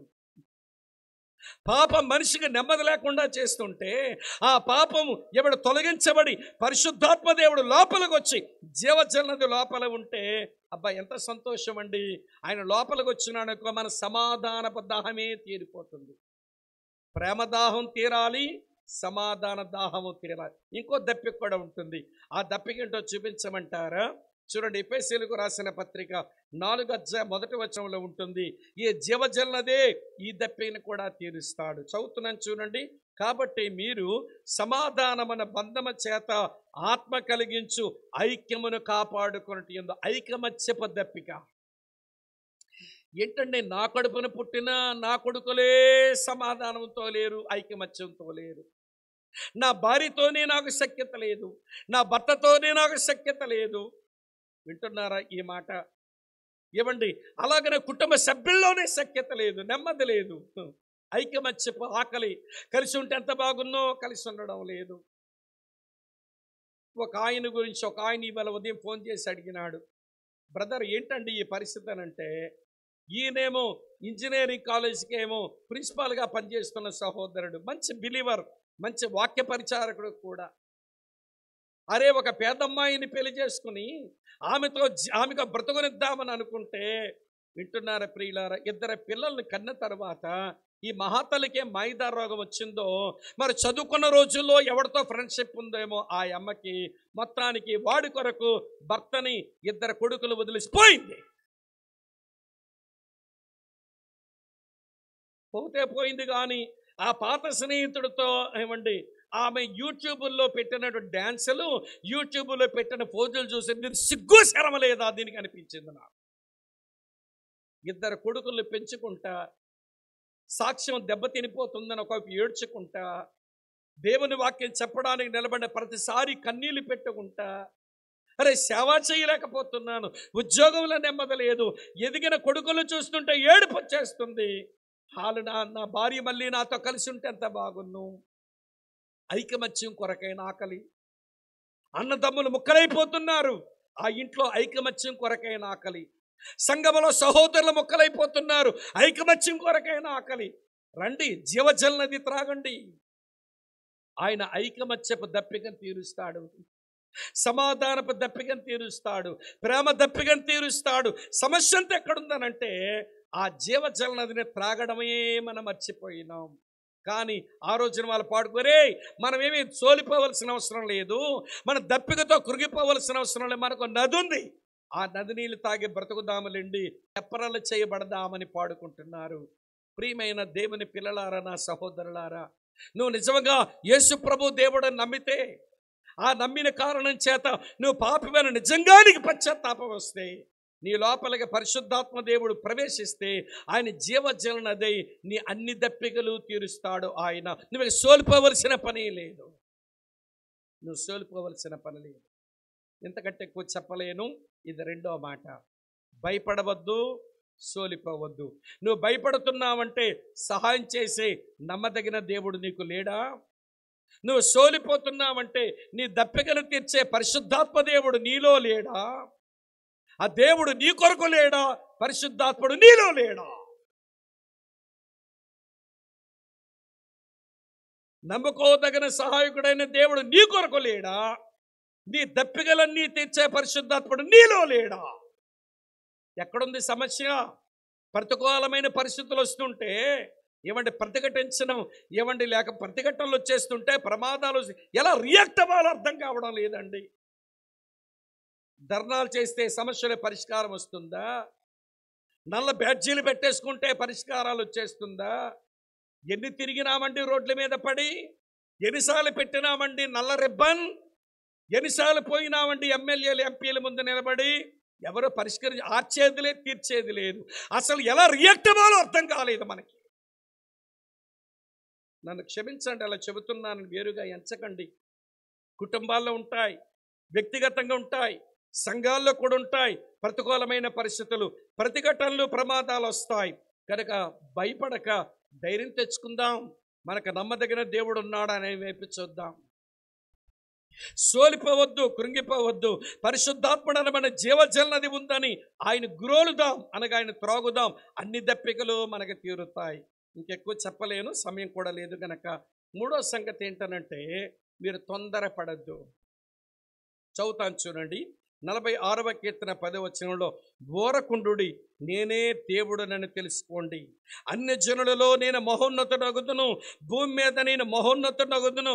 ఓరకుండండి, బీ స్టిల్. ఈ రోజున క్రైస్తవులకు రాని పని ఏంటనంటే ఓరకను ఉండడమే మనకు రాదు. ఏది పడితే అది నోరేసుకుని వాగేస్తాం, ఏది పడితే పనులు మనం చేస్తాం. ఊరకనుండండి అంటే ఊరుకోవడం రావట్లా. మీకు విషయం చెప్పన, దేవుడు ఎప్పుడైనా ఊరుకోండి అని అంటే మన చేతులు కట్టుకుంటే ఆయన చేతులు చాపి పనిచేస్తాడు. ఆయన ఊరుకోమని చెప్పిన తర్వాత కూడా మన చేతులు చాపి పని చేస్తే, మీరైతే చేసుకుంటున్నారుగా, చెయ్యండి చూస్తానని చేతులు కట్టుకొని చూస్తాడు. ఈ రోజున క్రైస్తవులు దేవుని చేతులు కట్టేసి, నువ్వు అట్లనే ఉండవయ్యా, మా పనులు ఏదో మేము చేసుకుంటామని ఏమి రాలిపోతున్నారో ఈ రాలుగా ఈ క్రైస్తవులు. ఆయన పని చేయనివ్వండి, ఊరక ఉండండి. ఇలా చెబితే నచ్చడం లేదండి మనుషులకు. బీ స్టిల్, మీరు ఊరకనే ఉండండి. ఆయన ఎలాంటి వాడో తెలుసా? వినండి. ఊరకన ఉండండి అని చెప్పిన వాడు మన పక్షంగా యుద్ధం చేసే ప్రభువైన క్రీస్తు. ఆయన ఏం చేస్తాడో తెలుసా? ఈ యుద్ధాలు మార్పేవాడు ఆయనే, విల్లు విరుచువాడు ఆయనే, బల్లెమ తెగ నరుకువాడు ఆయనే, యుద్ధరంగం అగ్గిలో కాల్చివేయవాడు ఆయనే. మీరు ఊరికన ఉండండి. ఆయన పేరు యాకోబు దేవుడు, ఆయన మనకు తోడై ఉన్నాడు. ఆయన పేరు సైన్యములకు అధిపతి యెహోవా. ఇప్పుడు మిమ్మల్ని చెప్తాను, ఊరకుండడం వచ్చా మనకు? తొందరపడకుండా ఉండడం మనకు వచ్చా? చెప్తాను ప్రియులారా. ఊరకన ఉండండి అని చెప్పినప్పుడు ఊరకన ఉండడం మనం నేర్చుకుంటే దేవుడు ఒకదాని తర్వాత ఒకటి అద్భుతాలు వరుసగా చేసుకుంటూ పోతాడు. మెరికల్ ఆఫ్టర్ మెరికల్, మెరికల్. ఈ రోజుల్లో నేను అదే కోరుకుంటాను, ప్రభువా మరోసారి మా దేశంలో, మరోసారి మా రాష్ట్రంలో, మరోసారి మా ప్రాంతాల్లో మెరికల్ ఆఫ్టర్ మెరికల్, అద్భుతం తర్వాత అద్భుతం చేయండి ప్రభువా అని చేసేవాడి ఊరకుండా మన చేతనవుతుందా అంటే అది అవట్లా. ఊరకనుండండి, నన్ను పరిచయనివ్వండి. ప్రియులారా, ఊరకను ఉండడం మనకు మొదలైతే ఆయన ఎలాగ అద్భుతం తర్వాత అద్భుతం చేస్తాడో ఒక ఉదాహరణ నుంచి నా సందేశంలో చెప్పి నేను 5-10 నిమిషాల్లో ముగించే ప్రయత్నం చేస్తాను. రండి మీకు చూపిస్తాను. నిర్గమాకాండం 14:14. ఇశ్రాయేలు ప్రజలంతా వినండి, వారు ప్రయాణం చేస్తున్నారు. ఎదురుగా ఎర్ర సముద్రం అడ్డం వచ్చింది.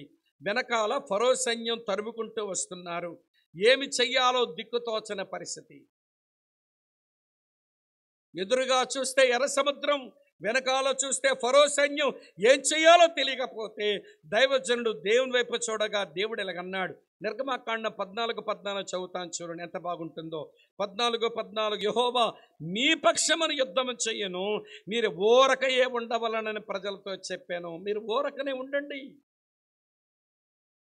ఆ రోజున ఇశ్రాయేలు ప్రజలకు మోషేకి ఊరక ఉండడం వచ్చింది. ఇప్పుడు దేవుడు చేసిన మిరకల్స్ చెప్తాను చూడండి, ఇలా రాసి ఉన్నాయి. నిర్గమాకాండం 14 అధ్యాయంలో చదువుతాను వినండి. 19వ వచనం ఫస్ట్ మిరకల్ ఉంది. అప్పుడు ఇశ్రాయేలు ఎదుట సమూహమునకు ముందు నడిచిన దేవదూత వారి వెనకగా పోయి వారిని వెంబడించాను. దూత స్థానం మారిపోయింది. అది నాకు అద్భుతమని అనిపిస్తుంది. ఎందుకో చెప్పమంటారా? మీ ఉదాహరణ చెప్తాను. ఇప్పుడు మీరు మీటింగ్కి వచ్చారు, స్కూల్కి అయిపోయింది, మీరు ఇంటికి వెళ్ళేసరికి కరెంటు పోయింది. మీరు వెళ్ళవలసిన దారి శ్మశానం అనుకుందాం. నీవు, నీ భర్త, నీ పిల్లలు మీరు కలిసి వెళ్తున్నారు. ఇప్పుడు మీ భర్త ముందు నడిస్తే మంచి భర్త, లేక వెనకాల నడిస్తే మంచి భర్త? వెనకాల నడిస్తే. మీరు గోతుల పడిన పర్వాలేదు, దిక్కుమాలినోడికి. వెనకాల నడిస్తే మాయిదారు మొగుడు అంటారు, ముందు నడాలి. ఈలోగా వెనకాలే ముందు నడుస్తున్నాడు లేండి, వెనకాలేమో పిచ్చికొక్కలు అరుస్తున్నాయి. ఇప్పుడు కాలు చేతులు ఎవడికి వచ్చి బెగ్గట్టుకొని, ఎవడి కాలు పైకెట్టుకొని ఫ్యాంట్ పైపెట్టి చెప్పులు పట్టి పారిపోయాడు అనుకోండి, ఏం మొగుడు అంటారు? అదే మా భాషలో ఏం భర్త అంటారు? ఈడేం భర్తరా బా, పనికిమాలోడు. కాకపోతే భార్యనుంటిని, పిల్లలు ఉంటేనే పిచ్చికొక్కలు వెనకాల వస్తున్నాయి, వీడు చెప్పులు ఎత్తుకొని కాలు ఎత్తుకొని పోతున్నాడే, కాపాడేమి అనుకుంటాం కదా. అప్పుడు భర్త స్థానం ఏమివ్వాలంటే వెనక్కి వచ్చేయాలి. అమ్మాయి, నువ్వు పిల్లలకు వచ్చి ముందుకు వెళ్ళండి, పిచ్చికొక్కలు వస్తున్నాయి కదా, వీటి సంగతి చూస్తాను, వెనక్కి రావాలి. దారి తెలియనప్పుడు ముందు నడవాలి, వెనకాల పిచ్చికొక్కలు వచ్చినప్పుడు వెనక్కి రావాలి. అప్పుడు మంచి పెనిమిటి అవుతాడు ఆయన. అర్థమవుతుంది అనుకుంటాను. దేవుడు వింటున్నారా, ఒక మంచి భర్తగా ముందుండే నడిచినాడు వాళ్ళకి. ఇశ్రాయేలు సైన్యములకు ముందు నడిచిన దైవం ఆయన ముందుండే నడిచాడు. వెనకాల శత్రువులు వచ్చారు గనక ముందు నడిచిన వాడు కాస్త వెనకొచ్చాడు. ఇది జరిగిన మొదటి అద్భుతం. రెండో మిరకల్ చెప్తాను చూడండి, అదే 19వ వచనం ఉంటుంది. ఆ మేఘస్తంభం వారి ఎదుట నుండి పోయి వారి వెనక నిలిచాను. అది ఐగుప్తీయుల సేనకు ఇశ్రాయేలు సేనకు నడుమ ప్రవేశించాను. అది మేఘము గనుక వారికి చీకటి కలిగిన గాని రాత్రంతా ఇశ్రాయేలుకు వెలుగునిచ్చాను. అంతవరకు పగల మేఘస్తంభం పైనే ఉంది, రాత్రి అగ్నిస్తంభం పైనే ఉంది. ఇశ్రాయేలు ప్రజలు దాని కిందే ప్రయాణం చేశారు. ఇప్పుడు ఆ మేఘస్తంభం పైన లేదు, ఇప్పుడు మధ్యలోకి వచ్చేసింది.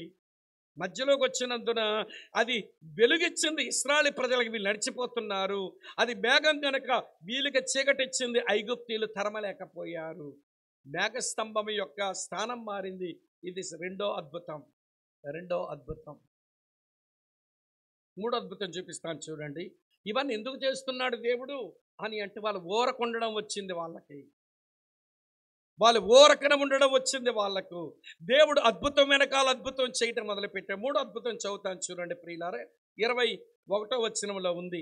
మోషే సముద్రం వైపు తన చెయ్యి చాపగా యెహోవా రాత్రి అంతయు బలమైన తూర్పుగాలి చేత సముద్రమును తొలగించి దానిని ఆరిన నేలగా. ఇక్కడ 3 అద్భుతాలు ఉన్నాయి వచనంలో. సరే, 3 అద్భుతాల్లో ఇప్పుడు మొదటి చెప్తాను. మన లైన్లో 3 అద్భుతం. మూడో అద్భుతం ఏంటంటే, సముద్రం అది తొలగించబడింది.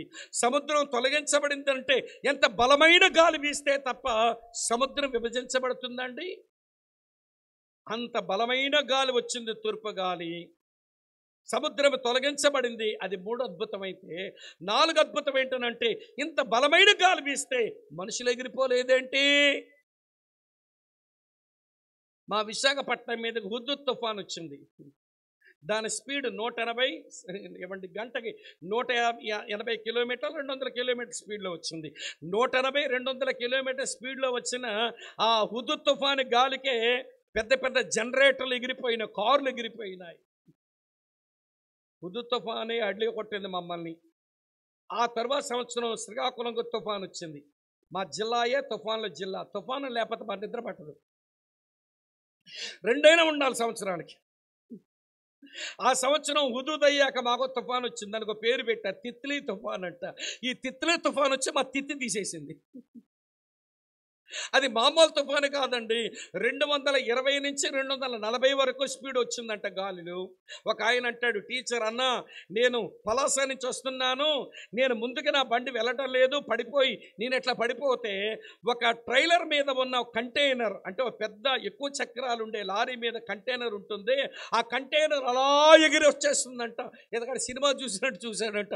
ఎంత గాలి వీసిందేంటన్నా,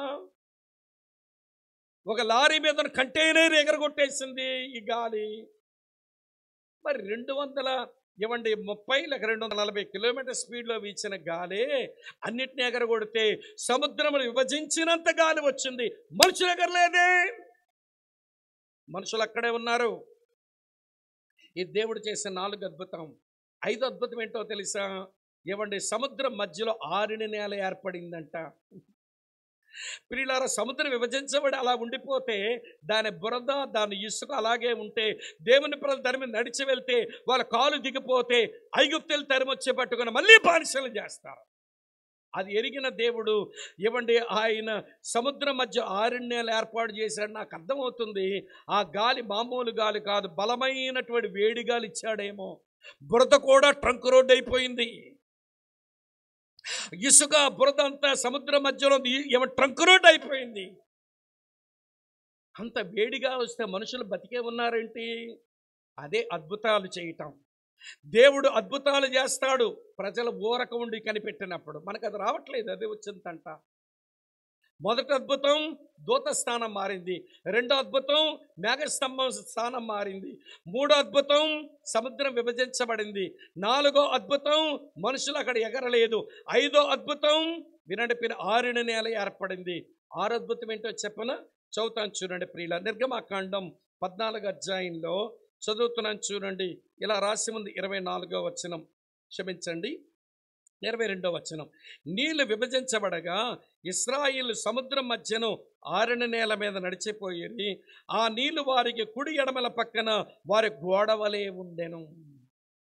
కర్రతో కట్టిన గోడలు ఎరుగుదాం, తాటాకులతో కట్టిన గోడలు ఎరుగుదాం, కొబ్బరి కమ్మలతో కట్టిన గోడలు ఎరుగుదాం, ఇటుకలతో కట్టిన గోడలు ఎరుగుదాం, రాళ్ళతో కట్టిన గోడలు ఎరుగుదాం, కాంక్రీట్తో కట్టిన గోడలు ఎరుగుదాం.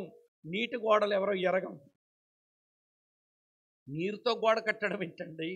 తన ప్రజలను రక్షించుకోవాలని తన ప్రభు అనుకున్నప్పుడు తన ప్రజల ఊరక తన కార్యాల కొరకు చూడడం వారు మొదలు పెడితే దేవుడు కనబడే నీళ్లతో కాదు గోడ, కనబడని గ్యాస్తో కూడా గోడ కట్టగలడు.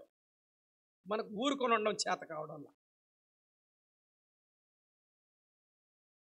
నీటితో గోడ కట్టాడు. ఇది 6వ అద్భుతం. 7వ అద్భుతం చదువుతాను చూడండి ప్రియులారా. 24వ వచనం ఉంది. అయితే వేకువ జామున ఐగుప్తి యెహోవా ఆ మేఘమై అగ్ని మేఘమైన స్తంభమును ఐగుప్తీయులు దండు వైపు చూచి ఐగుప్తుల దండు కలవరపరచగా వారు రథచక్రం ఊడిపడినట్లు చేయగా వారు బహు కష్టపడి తోలుచుండవి. వాళ్ళ టైర్లన్నీ పంచర్ అయిపోయినాయి, వాళ్ళ రథాల చక్రాలు ఊడిపడిపోతున్నాయి. దేవుడు ఊడిపడేలా చేశాడట. ఇదేంటోనంటే ఆయన చేసిన అద్భుతం.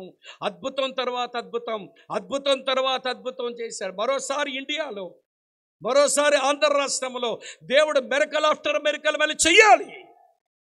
ఆ రోజులు రావాలి. లేదంటే ఈ దేశము అనేక మంది నాశనానికి నడిపించబడే దేశం అయిపోతుంది. అయితే దేవుడు అలాగ అద్భుతం తర్వాత అద్భుతం చెయ్యాలనంటే దేవుని ప్రజలమైన మనం ఊరక నిలబడి చూడడం మొదలు పెట్టాలి. Be still and be stand. మీరు ఊరకన ఉండండి, ఊరకన నిలిచి చూడండి. నా పేరు సైన్యములకు అధిపతి యెహోవా, యుద్ధమును మార్పువాడు నేనే, బల్యము తెగ నరుకువాడు నేనే, విల్లు విరుచువాడను ఆయనే. వినండి ప్రియమైన స్నేహితులారా, యుద్ధ రథములు అగ్నిలో కాల్చివేయవాడు ఆయనే. మీరు ఊరక ఉండండి. ఆనాడు ఇశ్రాయేలు ప్రజలు మోషే నాయకత్వాన వారు ఊరక ఉండడం నేర్చుకున్నారు. దేవుడు అద్భుతం వెనక అద్భుతం చేస్తూ వచ్చాడు. ఈరోజు అన్నీ తొందరపడి సమస్యకు మరికొంచెం ఎక్కువ సమస్యలు తయారు చేస్తున్నాం. మనం కుటుంబాలను అట్లనే ఉన్నారు, వ్యక్తిగతంగా అట్లనే ఉన్నారు, సంఘాలు అట్లనే ఉన్నాము, సమాజంగా అట్లనే ఉన్నాము. ప్రభా నువ్వు మాకున్నావు, నువ్వు జోక్యం చేసుకోవాలి, నువ్వు కదిలి రావాలి, నువ్వు కార్యాలు చెయ్యాలి, నువ్వు మా పక్షంగా ఉండాలి అని ఊరకన ఉండడం చేత కాక ఈ రోజున ప్రతికూలమైన పరిస్థితుల్లో సరైన రియాక్షన్ లేక మన సమస్యలే పెంచుకుంటున్నామా అని అనిపిస్తుంది. మీకు వేరొక తాత్పర్యం ఏదైనా ఉంటే నా తర్వాత చెప్పండి, కానీ నాకు అర్థమవుతున్న తాత్పర్యం అదే. ప్రతికూలతలు వచ్చినప్పుడు, మీరు ప్రతిఘటించబడుతున్నప్పుడు, మీ మీద ప్రమాదాలు జరుగుతున్నప్పుడు భయపడకండి, సోలిపోకండి, తొందరపడకండి. భయపడవద్దు, నమ్ముకోదగిన దేవుడున్నాడు. సోలిపోవద్దు, జీవజలనైన పరిశుద్ధాత్ముడున్నాడు. మీరు తొందరపడవద్దు, మీ పక్షంగా పోరాడ యేసు ఉన్నాడు. ఆ రోజున వారు ఊరకుండడం నేర్చుకున్నారు. వీళ్ళు కూడా హిజ్కియా పాలనలో వారు కూడా ఊరకుండడం నేర్చుకున్నారు. ఏం జరిగిందో 2 మాటలు చూపించి ముగించేస్తాను. యెషయా గ్రంథానికి రండి, చదువుతున్నాను ఈ మాటలు. యెషయా గ్రంథం 30 చదువుతున్నాను చూడండి. 37వ అధ్యాయం. యెషయా గ్రంథం 37వ అధ్యాయం చదువుతున్నాను చూడండి. ఇలా రాసి ఉంది ప్రియులారా, 35వ వచనం నుంచి దేవుడు అంటున్నాడు, నా నిమిత్తమును నా సేవకుడైన దావీదు నిమిత్తమును నేనే పట్టణమును కాపాడి రక్షించుదును అని దేవుడు అనుకుని, చూడండి 36వ వచనం. అంతటా యెహోవా దూత బయలుదేరి అశ్షూరు వారు దండుపేటలో 185,000 మందిని మొత్తెను. ఉదయమున జనులు లేవగా వారందరూ మృత కళేబరాలుగా ఉన్నారు. అశ్షూరు రాజైన సనహరీబు తిరిగిపోయి నినివే పట్టణానికి వచ్చి నివసించిన తర్వాత అతడు నిస్రోకును తన దేవత మందిరమందు మ్రొక్కుచుండగా అతని కుమారులైన అద్రమెలకును శరజరును ఖడ్గమతను చంపి ఆరారాతు దేశానికి తప్పించుకొని పోయారంట. వారు ఊరక ఉండడం నేర్చుకున్నారు. అందు దేవుడు ఒక దూతని పంపితే ఒక్క రాత్రిలోని 185,000 మంది హతమవ్వడంతో పాటు ఇవ్వండి సనహరీబు, ఏయ్ నా చేతుల్లోంచి విడిపించగలిగిన వాడెవడూ లేడు, లొంగిపోండి అని అరిచాడే. మీ రాజైన హిజ్కియా మాటలు విని మన దేవుడని యెహోవా ఉన్నాడని మీ దేవుని పేరు చెప్పి మోసం చేశాడే, ఆ మోసాల్లో పడకుండొద్దు అని అరిచిన వాడు ఈ రోజున ప్రాణభయంతో పరిగెత్తిపోయి తన దేవతా మందిరంలోకి వెళ్ళి ఉంటే అతని 2 కొడుకులు వచ్చి చంపేసి వారు ఆరారాతు దేశానికి పోయారట. శత్రువు చచ్చాడు, శత్రు శాసము చచ్చింది. దేవుని ప్రజలకు దేవుడు తిరిగి మరలా నెమ్మదినిచ్చాడు. దేవుని ప్రజలకు దేవుడు మరలా నెమ్మదినిచ్చాడు. ఆ రోజులే మరోసారి ఆంధ్ర రాష్ట్రంలో ఉన్న క్రైస్తవులు మనం చూడాలనుకుంటే, మన వ్యక్తిగతంగా, మన కుటుంబ పరంగా, మన సంఘాలలో, మన క్రైస్తవ సమాజంలో అవునవును ప్రతికూలమైన పరిస్థితులు వచ్చాయి. మనల్ని ప్రతిఘటించేవారు ఎక్కువైపోయారు. ప్రమాదాలకు తెరలేపే వాళ్ళు కూడా అధికమయ్యారు. ఇవి సర్వసాధారణమే, ఇదేమి కొత్తేమీ కాదు. ఇలాంటి పరిస్థితుల్లో ప్రభువా నువ్వు నమ్ముకోదగిన సహాయకుడివి, నీవు తప్ప మాకెవరున్నారు అని ఆయన వైపు చూస్తామా?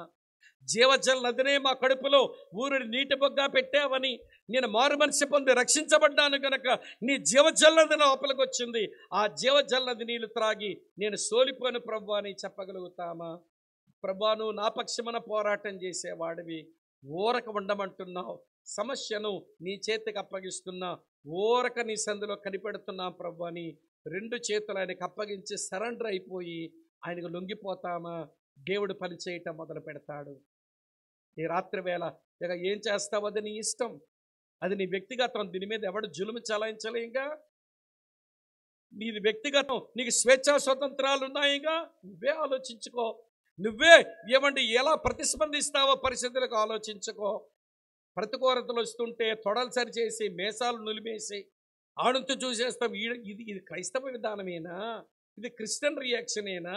ఏమైపోయారు మన వాళ్ళు? మనం ఎక్కడో పెడత్రోవ పట్టామా అని అనిపిస్తుంది. మన పిల్లలు భక్తి చేసుకోవడానికి అనుకూలమైన వాతావరణం లేకుండా ప్రమాదాల్లో మన పిల్లలను పడేసే నేరస్తులంగా మిగిలిపోతామేమో ఈ తరం క్రైస్తవులు అనిపిస్తుంది. ఆలోచిస్తారా మీరు? అంగీకరిస్తారా సత్యాన్ని? ప్రభువా నువ్వు నాకు నమ్ముకోదగిన సహాయకుడివి, నేను నమ్ముకుని బ్రతుకుతా. జీవజలనది నా కడుపులో పెట్టావు, నేను దాని మీద ఆధారపడి నా దప్పికను తీర్చుకొని సోలిపోకుండా బ్రతుకుతా. యేసు ప్రభువా నువ్వు నా పక్షమును యుద్ధం చేసేవాడివి, ఊరకన ఉండమంటున్నావు. సమస్యను నీ చేతిలో పెట్టి మేము ఊరక నిలిచి ఉంటాం. మీరు కార్యాలు చేయండి ప్రభువా, మీ కార్యాలు మళ్ళీసారి చూడాలి మా దేశంలో, మా రాష్ట్రంలో. అద్భుతాలు తర్వాత అద్భుతాలు చేయగల దేవుడు అని ఆయనకు అప్పగించుకొని మనం నిలబడతామా? ఇది మనమే ఆలోచించుకోవాలి. తల వంచండి, కళ్ళు మూసుకోండి, ప్రార్థన చేస్తాం. తల్ల వంచండి, కళ్ళు మూసుకోండి, ప్రార్థన చేస్తాం.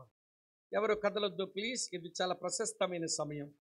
ఇంతవరకు తొందరపడ్డమే నీకొచ్చింది. ఇంతవరకు సోలిపోయి కృంగిపోవడమే నీకొచ్చింది. ఇంతవరకు పిరిగితనముతో బ్రతకడమే నీకొచ్చింది. ఎంతకాలం అండి బ్రతుకు? పిరికి బంధంలాగా బ్రతకడం కంటే చావటమే మేలు అనుకోవడం మంచిదేమో. భయం భయం భయం. నువ్వు నమ్ముకున్న ఈ దేవుడు నీకు లేడా? నీ ఆపత్కాలములో ఆయన సహాయపడలేడా? మార్పులు సంభవిస్తుంటే సహాయపడలేడా? భద్రత లేని రోజుల్లో ఆయన సహాయపడలేడా? అలిసిపోయావు, సోలిపోయావు. కుటుంబ జీవితంలో, భక్తి జీవితంలో, ఉద్యోగ జీవితంలో, సేవా జీవితంలో, క్రైస్తవ సమాజపు జీవితం అన్నిట్లో అలిసిపోయావు. రా, జీవజలన దగ్గరికి రా. దప్పికను తీర్చే జీవజలన దగ్గర రా. నీ ప్రేమ దప్పిగా తీరుద్ది. నీ సమాధాన దప్పిగా తీరుద్ది. ఐకమత్యపు దప్పిగా తీరుద్ది. దప్పిక తీర్చే పరిశుద్ధాత్ముడు నీ లోపలికి వచ్చాడు. ఆయన మీద ఆధారపడవేమి? నీ ప్రభు అయిన యేసుక్రీస్తు, ఆయన పేరు సైన్యములకు అధిపతిగా యెహోవా. యుద్ధమున మార్పువాడు ఆయనే, విల్లు విరుచువాడు ఆయనే, బల్లెము తెగ నరుకువాడు ఆయనే, భూమి మీద యుద్ధ రథములు కాల్చివేయవాడు ఆయనే, మనుషుల మధ్య సామరస్యం కలిగించువాడు కూడా ఆయనే. కానీ ఊరకు నిలబడమంటున్నాడు. అదే రాలేదు మనకు. తొందరపడుతున్నాం. మన తొందరే మన అనర్థాలకు కారణమైపోయింది. కనుక ఈ రాత్రి వేళ ప్రభు నీతో మాట్లాడుతుండగా, యేసు ప్రభువా, నువ్వు నా పక్షం ఉన్నావని తెలియక తొందరపడ్డాను.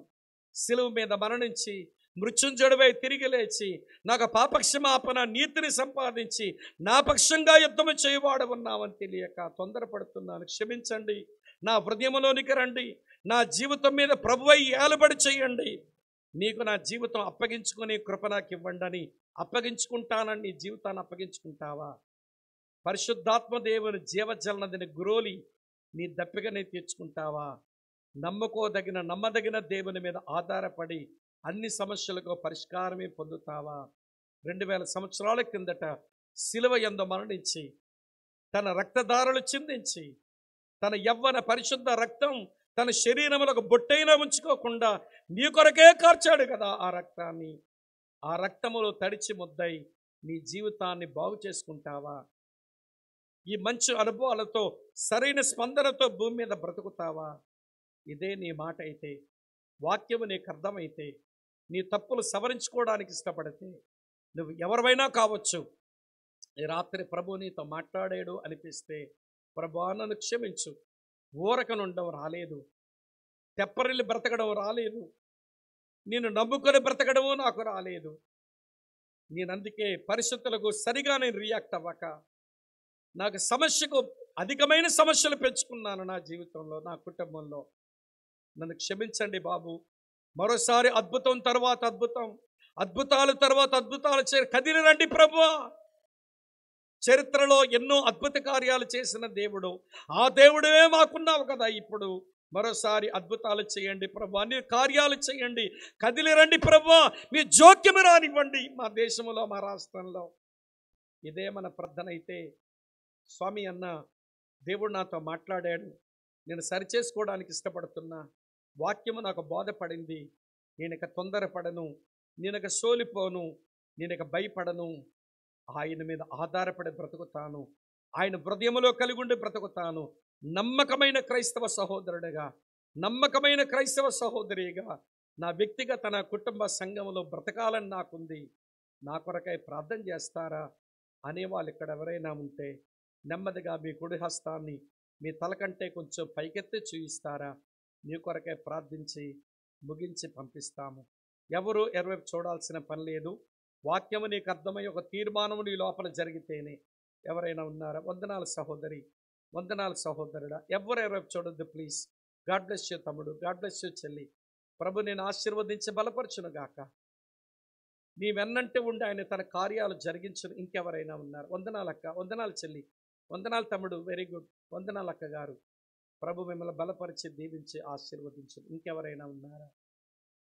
ప్రేమ కలిగిన మా ప్రియమైన తండ్రి, ఈ రాత్రి మీరు మాకు ఇచ్చిన మీ సన్నిధి కొరకు, మీ వాక్యం కొరకు స్తోత్రాలు. మేము బలహీనులమై, బుద్ధిహీనులమై, మేము చేయరాని పనులు చేసి మా సమస్యలను మేము ఎక్కువ చేసుకుంటున్నాం. ఈరోజు మీరు మాతో మాట్లాడారు. ఆ రోజున యూదుల పక్షంగా ఉన్నవాడివి, ఆ రోజున ఇశ్రాయేలు పక్షంగా ఉన్నవాడివి, ఈ రోజు నీ సంఘం పక్షం కూడా ఉండే కార్యాలు చేస్తావు. అది మాకు నమ్మడం మాకు నేర్పించండి. భయపడక, సోలిపోక, తొందరపడక, నీవు జోక్యం చేసుకుంటావని నీ వైపు చూచే కృప నాకు మాకు అనుగ్రహించమని చేతులు చూపి సంపూర్ణంగా నీకు లొంగిపోయిన మా ప్రియులందరినీ పేరు పైన దీవించుము. రేపు పగలు మళ్ళీ రేపు రాత్రి ఉన్న కూడికలో మీ ఆత్మకార్యం మీరే చేయండి. కీడు తప్పించండి, దర్శించి దీవించండి. యేసు నామములోనే అడిగి ప్రార్థిస్తున్నాము తండ్రి. ఆమేన్. अपवादी के लाए प्रवेश रक्त में जय अपवादी के लाए प्रवेश रक्त में संपूर्ण मन विषय अपवादी के अंतरास हालेलुया स्तुति स्तोत्रम आमेन हालेलुया होसना